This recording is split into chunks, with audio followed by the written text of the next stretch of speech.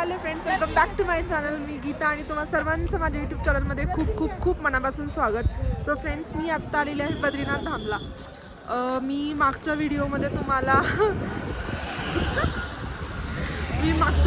तुम्हाला त्रियोगी नारायण आणि तुंगनाथचं दर्शन दाखवलं होतं. आता बद्रीनाथचं दर्शन घेणार आहोत आणि बघूया आता. चला, जेवढं शक्य होईल तेवढं दाखवते. बुक करली आहे फ्रेंड्स, बघूया किती वेळ लागतो दर्शनाला. आता चाललो आहे आम्ही दर्शन बारीकडे. VIP गेट 3 वाजता. Oh my God, shit, line बघा, खूप मोठी लाईन आहे. बघूया आता कसं होतंय.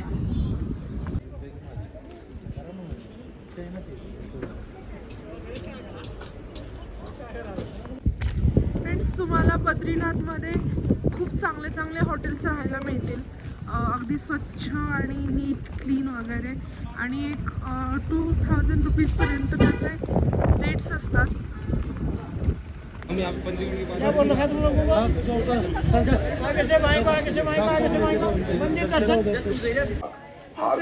खूप जास्त गर्दी आहे, म्हणून आम्ही आता बघतोय की VIP पासेस मिळतात का दर्शनासाठी.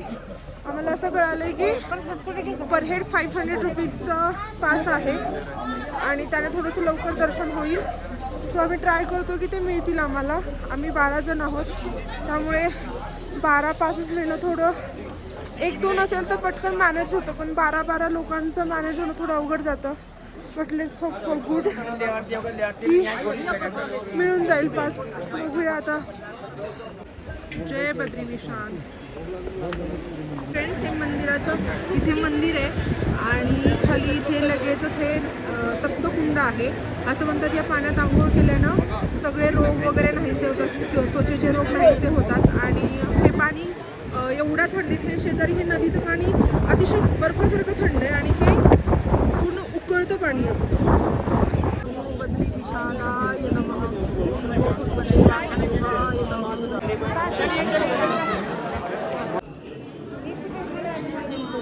हे मंदिर आहे फ्रेंड्स. हे आतून शूट करायला परमिशन नाही आहे, पण मी पटकन तुम्हाला शॉट घेऊन दाखवतीये. सो फ्रेंड्स, आता आमची दर्शनं झालेली आहेत आणि आता मी इथून मानासाठी निघतोय. आम्हाला VIP गेटमधून पण दर्शन करण्यासाठी 2 तास लागले. खूप गर्दी आहे, पण आम्हाला 2 तास वेळ लागला फ्रेंड्स. पण दर्शनं एवढी छान झाली. आम्ही 2-2दा दर्शनं घेतली.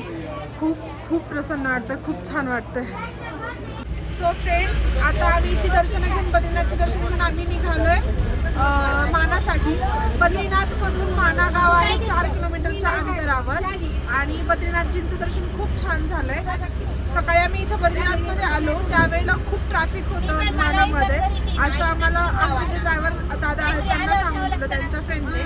बघूया, आता तरी रस्त्याला काही ट्रॅफिक नाही लागलंय, पण पुढे बघूया की आता काय आणि कसं आहे. सो तिथे काय काय ते पण मी तुमच्यासोबत शेअर करते.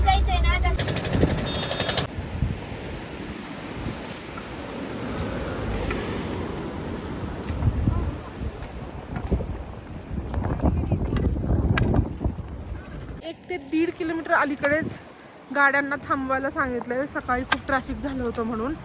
आणि आता ट्रॅफिक नव्हतं काहीच, पण आता आम्हाला 1.5-2 किलोमीटर चालत जायचं आहे, पण त्यातलं अर्धं परत ट्रेक करायचं आहे.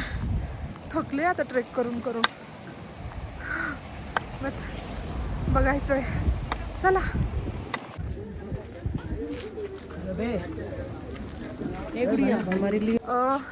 माना हे इंडियात फर्स्ट विलेज म्हणून आता याला मान्यता मिळाली ह्या विलेजला.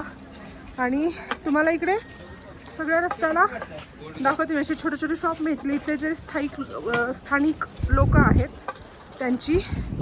2 मिनटं. आणि ह्या सगळ्या गोष्टी ते स्वतः हाताने बनवतात. लोकरीपासून वगैरे छान छान गोष्टी आहेत इकडे घेण्यासारख्या. म्हणजे विंटर विअर्ससाठी लागणार स्पेशली शॉल वगैरे छान आहेत त्यांच्याकडे. असं हातावर बनवतात आणि ते विकतात. पाहू शकता तुम्ही.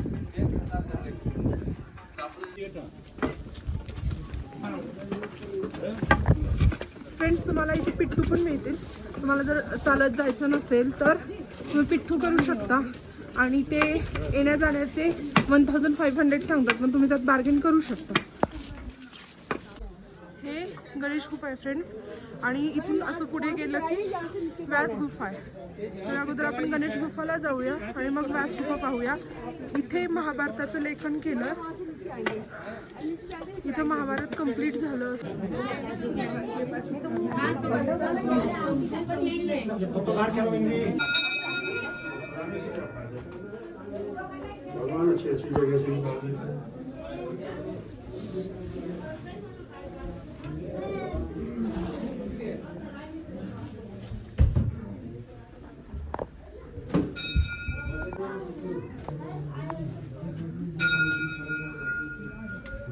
इथून तुम्हाला कसं जरा वाकून यावं लागेल.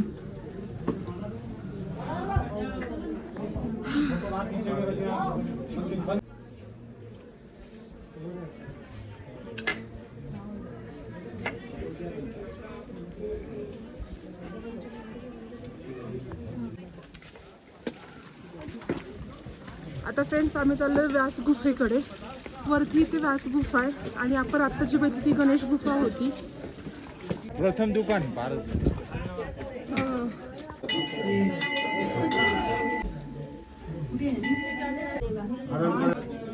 सो फ्रेंड्स, आत्ता आपण जी पाहिली ती महर्षी वेदव्यासांची गुफा होती आणि खाली जी पाहिली ती गणेश गुफा होती. महाभारत जे ग्रंथ आहे ते महर्षी व्यासांनी इथून सांगितलं आणि गणपती बाप्पांनी तिथे त्या खालच्या गणेश गुफामध्ये त्यांनी ते लिहिलं आणि त्यांनी लिहिण्यासाठी एक अट ठेवली होती की जर मी माझी लेखणी न थांबता मी लिहिली, म्हणजे कंटिन्यू जर मला तुम्ही सांगणार असाल तरच मी लिहीन. तेव्हा महर्षी वेदव्यासांनी त्यांना विनंती केली की तुम्ही प्रत्येक श्लोकाचा किंवा प्रत्येक शब्दाचा अर्थ समजल्याशिवाय लिहू नका. आणि मग गणेशजींनी ती स्वीकार केलं आणि नंतर महाभारत लिहिलं गेलं. आणि इथूनच आता जवळ सरस्वती नदीचा उगम आहे, तेही मी तुम्हाला दाखवणार आहे. आपण जाऊया तिकडे, चला.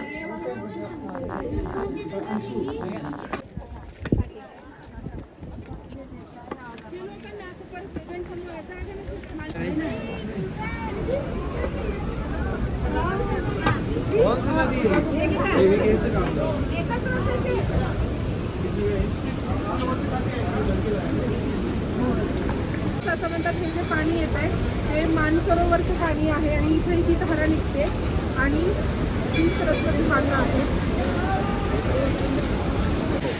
ते दाखवून नंतर हळूहळू खाली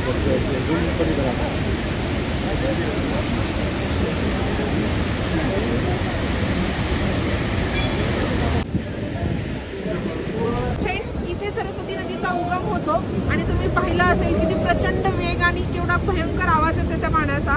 आणि हा जो बघताय तो भीम पूल आहे तो खालचा, आणि त्याच्यावरच हा ब्रिज हा जो बघितला तुम्ही तो भीम पूल आहे आणि त्याच्यावरच नंतर गव्हर्नमेंटने हा ब्रिज बनवलाय. इथून जेव्हा पांडव स्वर्गाला गेले तेव्हा त्यांना हे नदी पास करण्यासाठी म्हणून हा भीमांनी दगड टाकून पूल बनवला होता. आणि आता इथून तो स्वर्ग रोहिणी रस्ता आहे जो स्वर्गाला जिथून 5 पांडव आणि द्रौपदी स्वर्गाला गेल्या होत्या. आवाजामुळे जेव्हा वेदव्यास त्यांना गणपती बाप्पांना वेदव्यास जेव्हा महाभारत सांगत होते तेव्हा गणपती बाप्पांना खूप डिस्टर्ब होत होतं आणि त्यांनी सांगितलं की तुझा वेग कमी कर आणि आवाज कमी कर. पण जेव्हा सरस्वती मातांनी ऐकलं नाही तेव्हा त्यांनी शाप दिला की तू लुप्त होशील म्हणून. आणि मग नंतर इथून सरस्वती माता फक्त इथेच दिसतात. यानंतर त्या प्रयागराज लुप्त झाल्यात आणि प्रयागराजला मुक्त स्वरूपात जिथं संगम आहे गंगा यमुना आणि सरस्वतीचा तिथे त्या निघतात आणि काही पाणी त्यांचं अलकनंदा नदीमध्ये निघतात.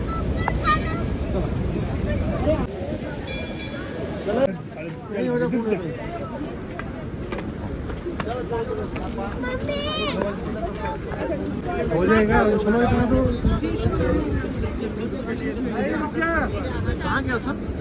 सहदेव, नकुल, अर्जुन, भीम आणि युधिष्ठिर अशा 5 जणांच्या ह्या मूर्त्या इथे आहेत. हे याच रस्त्याने असं म्हणतात की याच रस्त्याने पाची पांडव स्वर्गाला गेले होते.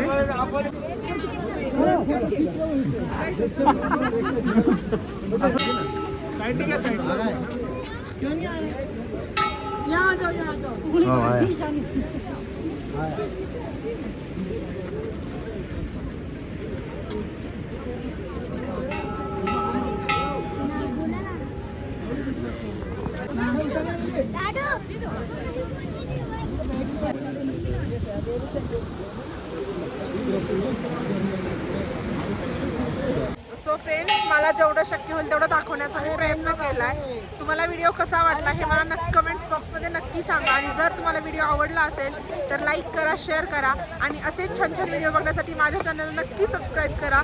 व्हिडिओ शेवटपर्यंत पाहिल्याबद्दल खूप खूप खूप धन्यवाद. ओम नमो भगवते वासुदेवाय नमः.